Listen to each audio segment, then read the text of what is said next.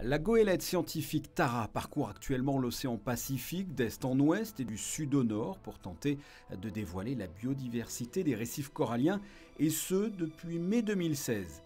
Cette expédition, en collaboration entre autres avec le Centre scientifique de Monaco, doit permettre de mieux comprendre le passé, les menaces actuelles et l'avenir de la biodiversité des récifs coralliens.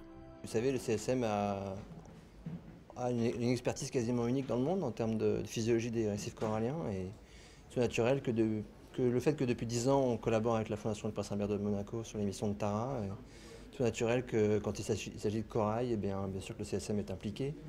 On emmène le CSM en dehors des aquariums, on l'emmène en mer. On essaie d'aider le CSM aussi à faire du gène à l'écosystème, comme ils le disent souvent, et avec Tara, c'est pratique. De nombreux scientifiques travaillent sur le projet Tara Pacifique. C'est un véritable trésor de données qui est en train d'être collecté. Cette immense bibliothèque inédite de 40 000 échantillons va permettre de réaliser la première étude globale des récifs coralliens à l'échelle d'un océan. Il y a de nombreuses applications de ce qu'on fait. Premièrement, c'est une recherche fondamentale qui permet de mieux comprendre cet écosystème qui est crucial d'un point de vue biologique, crucial d'un point de vue biodiversité. Les récifs coralliens hébergent 30% de tout ce que l'on connaît aujourd'hui dans les mers, poissons, mammifères et autres. Donc c'est vraiment important d'un point de vue biodiversité. C'est également important pour l'homme.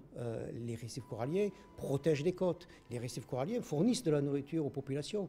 On estime que dans toute la zone Indo-Pacifique, il y a entre 500 et 800 millions de personnes dont la vie dépend des récifs coralliens.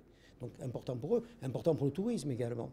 Et puis c'est également important pour la gestion de cet écosystème qui est aujourd'hui menacé par les changements climatiques, par l'acidification des océans, mais principalement par le réchauffement global qui provoque un phénomène cataclysmique qu'on appelle le blanchissement des coraux. Cette mission pourrait permettre également de faire avancer la science dans les recherches telles que le vieillissement ou encore la lutte contre certaines maladies telles que le cancer. Nous, on a une espérance de vie qui est de l'ordre de 100-120 ans.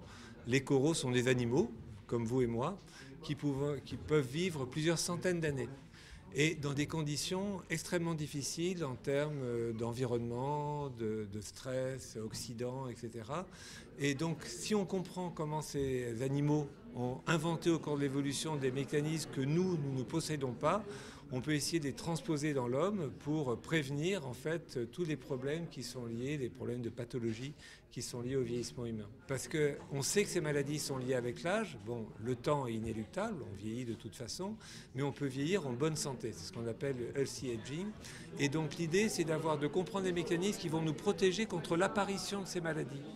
Et ça, je crois que c'est vraiment une très grande direction de la médecine moderne, et les études qu'on fait avec Tara sur les coraux devraient, je l'espère, nous aider justement à trouver ces stratégies. Tara est actuellement en Nouvelle-Zélande. Cette goélette est partie dans l'océan Pacifique en mai 2016 pour une durée de plus de 2 ans. Un bilan sera présenté à mi-parcours à Paris en septembre prochain.